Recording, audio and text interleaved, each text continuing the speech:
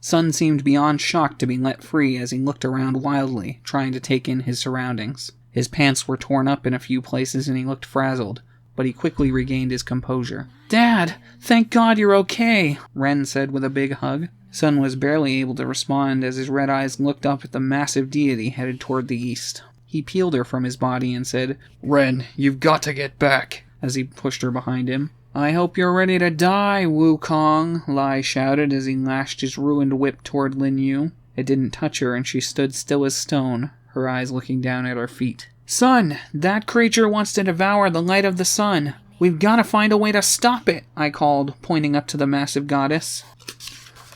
"Devour the... You've got to be kidding me," Sun said, looking flustered already. I was surprised when Oxhead and Horseface ran up and joined us on the front line. "We'll help this kid take down the Ming Songs. You've got to try and hold her off until we can think of a way to separate Yang Wen from that monster," Oxhead said. Horseface nodded in agreement as Ren stepped up. "I'll help too," she agreed. Sun was still overwhelmed by the suddenness of all this, but I was surprised to see him close his eyes and smile to himself. When he opened his eyes back up, they were glowing bright white, and he said, "All right then," before his aura turned white too, and he leaped up into the sky, riding on yellow clouds as he engaged Mei Ming Song. "Can you take Lin Yu, or do you want help?" Ren asked. "You capture Lai. The other two should be able to handle Li Yu while his shoulder is all busted up," I instructed, and the others followed my orders without hesitation. The two opposing groups spread out just enough to make 3 even battles, leaving me alone, standing face to face with Lin Yu, the last blade of Ming Song. She was standing there with her eyes still on her feet,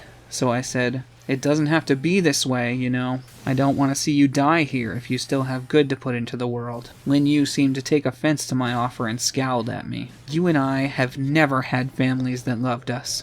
What good could we possibly put into the world?" she demanded. "All I've done these past several years is slaughter and kill in the name of revenge. And where has it gotten me? Used and tossed aside like all the rest. All my family does is destroy things in the name of a false image of immortality we'll never achieve. My entire life has been a waste and a lie." "Fine, maybe that's true," I replied, and she seemed mystified by my calmness as I responded. "But that doesn't mean the rest of your life has to be. You can choose to make that change. Right here, right now."